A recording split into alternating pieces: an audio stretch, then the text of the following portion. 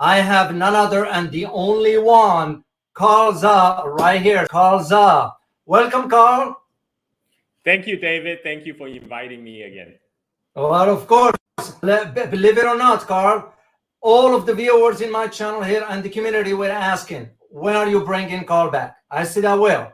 For those who do not know who Carl is, you are missing a lot and you need to know who Carl is. So, Carl basically was described as a Chinese influence by a former New York Times, John Howard French.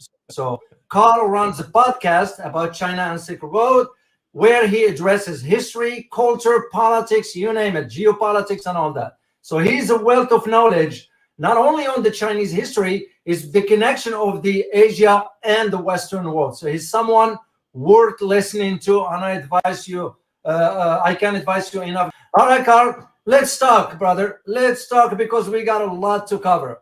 Well, first of all, I wanna get your feedback. I want to get your feedback about how do you assess the recent Chinese two sessions in which the government provide a strategy as to, meaning government, Chinese that is, as to what it's going to be economically and politically? Well, that's the thing, David. China plans ahead. They always come out with 5-year plan. They have been doing that for the last 70 years. And whereas in United States, our politicians plan for the next election cycle. That's true. One of the very important signal the two sessions have sent out is that the Chinese government will not bail out the real estate developers. As many people know, there had been a real estate bubble. It was a big bubble that was building up for decades, and it finally bursted. And this is responsible for the recent Chinese economy slowdown. Now, in United States, our government, what we would do, will bail out the big banks, right? Bail out all the Wall Street types who made all the subprime loans. Chinese government have been very clear. They're not going to bail out the real estate developers. They can go to bankruptcy, which is a positive signal because there have been a lot of inefficiency built up in the system when a lot of the Chinese savings and investment went into the real estate development for the past few decades. Because there's one reason is there's not many channels for investment because Chinese people that have high saving rate. On average, Chinese household saving rate is 30%, 30 to 40% of their income. And this is a cultural thing because when I first, that was my reaction when I first read about that. And then I look at my own budget, and then I realize, wait a minute, I save about 30% of my income. so this is like a cultural thing because I grew up with the stories from my grandparents about surviving the Japanese invasion. We put all their life's wealth in like gold bars under their mattress, and then my parents about surviving the famines. So like the memory of hard time is still very fresh in many Chinese people's memories. So they're always saving for the rainy days. It might be different for younger generation, like my younger cousins who grew up in much easier time, but they're just entering the workforce right now. The main economic main economic engine in China currently is my generation. My generation is the people that grew up after Cultural Revolution, but we still remember the stories of hard times passed on through generations. So there's a tendency for Chinese people to save a lot of money. Now, there weren't that many channels for investment in the past few decades. One of what they thought was safe investment was real estate market because the real estate market just keep on going up and up. For people who bought their houses in Shanghai or Beijing in 2000, they're millionaires right now, multimillionaires. Wow. The problem is, like anything, a bubble leads to excess. So China has built up excessive capacity in the housing sector, and that was not healthy when those investment could have deployed elsewhere. So in a way, for the long-term health of Chinese economy, the burst of real estate is actually healthy because now all the money that would have previously gone into build up houses, which nobody need anymore, now those money are going to other more productive sectors like EVs, AI, semiconductor manufacturing. In the short term, there's a lot of pain in the economic transition out Yeah. of the real estate bubble into new economy, but this is going to be healthy for the long term. And I think the Chinese government sent a positive signal by saying they will not bail out the real estate developers. Yeah. Well, you know what, Carl, and I'm not bragging here. I argued this few months ago when the issue started, and I said, mark my word, be on the lookout that the Chinese government in Beijing is unlikely to bail out this, because if they do, they're gonna set the precedent, unlike what our government did back in 2008 with the GFC. We went ahead, the Obama at that time went ahead and bailed out the companies for $780 billion out of tax money. And you know what was mind-boggling out of all this is that the government lied by saying, oh, those companies going to pay back the taxpayers' money. We never saw that money back. We never saw it back. You know what bothered me the most, Carl, was when I found out, because I tracked some of that. I found out at the end of 2008 and 2009, the CEOs of those financial companies were getting bonuses. And I was like, what the heck? You taking our tax money to bail out a company and they're getting bonuses for the end of the year? So it was just...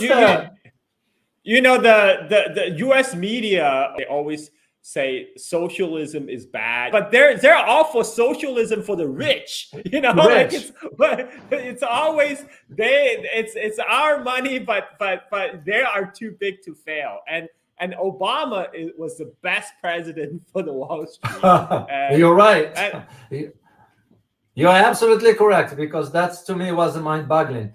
Is I had a chance to read the statements by the Premier Li Qiang. I hope I pronounce it correctly. Well, what I found fascinating, and again, I am not speaking on behalf of China. I am speaking on behalf of what is pragmatic.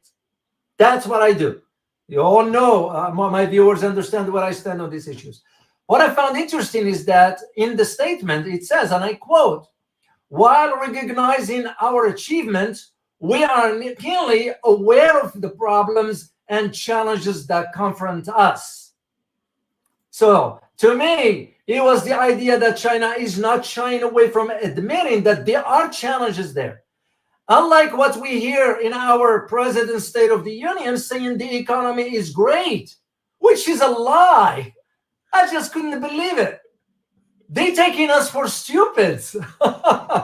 So that's what I found very interesting. And what interests me also even more is what they're going to be tackling in 2024, meaning the Chinese government, that is, as far as its strategy. Two main things: technology and education. And this is what I want to get into your assessments as to, is this, in your opinion, for the Chinese government laying out the strategy for the people to know what their government is planning on doing?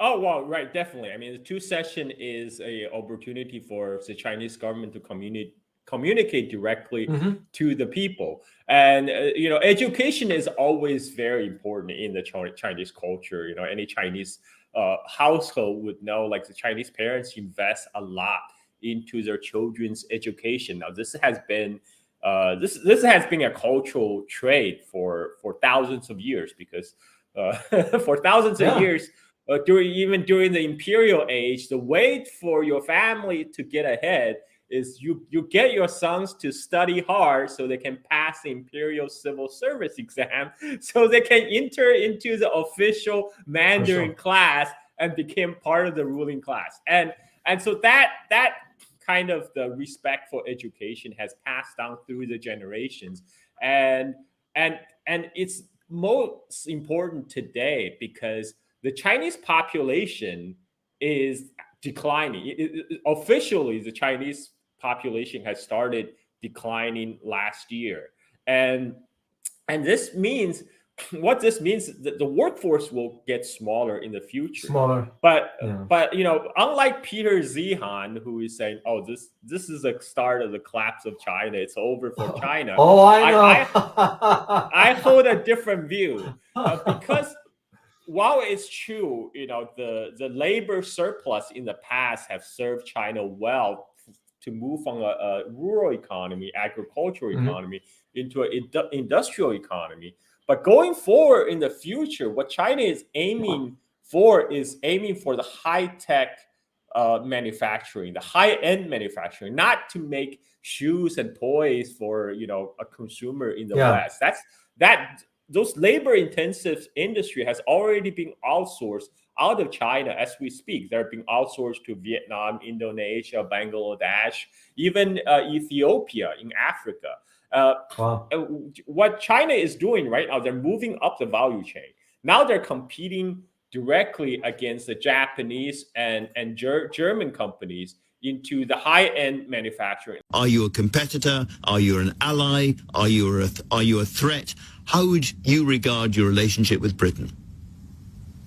First of all, between China and Britain, from the Chinese perspective, Britain is not a rival, is not a competitor, it is not an enemy, is not an adversary. Britain is just an important country to get along with in peace and in friendship and for mutual benefit. Now, how Britain looks at China, it's up to the British government and people to decide. But I think it will be completely misguided for Britain to view China as an enemy or adversary or a competitor. What do China and Britain compete with? China is the largest manufacturer of automobiles. Competing with Britain? No. China is the largest exporter of EV cars and will lead the whole world in EV production. Is Britain a competitor? No. China will be the biggest and most important producer and R&D in terms of semiconductor in no time. Does that mean that China competes with Britain? No. China will be the leading nation in AI revolution. Is Britain a competitor? No. So I think British government should not overestimate its impact on the global scene and view Britain as a rival of China. China is not. China is a fact. China is a megatrend for Britain to live with and get along with. Let's make peace rather than agitating for war. Like there was a recent article from Nikkei, a Japanese media source, that's saying that the Japanese robotics export into China has been declining. And the reason for that is now there's more domestic Chinese manufacturers of those robotics. The Japanese firms are losing market share. And this is a problem for Japan and Germany. So, but in order to move up the value chain into the high-end manufacturing and move into the new knowledge economy, you need an educated workforce. Now, China has always had a relatively disciplined and educated workforce. You know, like this is one of the reasons when the multinationals rushed into China after China opened up in the 1980s. You know, like China had a high literacy rate, so they had a large source of pool of labor who can be relatively trained very quickly. But now China is moving beyond just like mass manufacturing of cheap, low margin stuff, especially moving into AI and EV, like this high end manufacturing.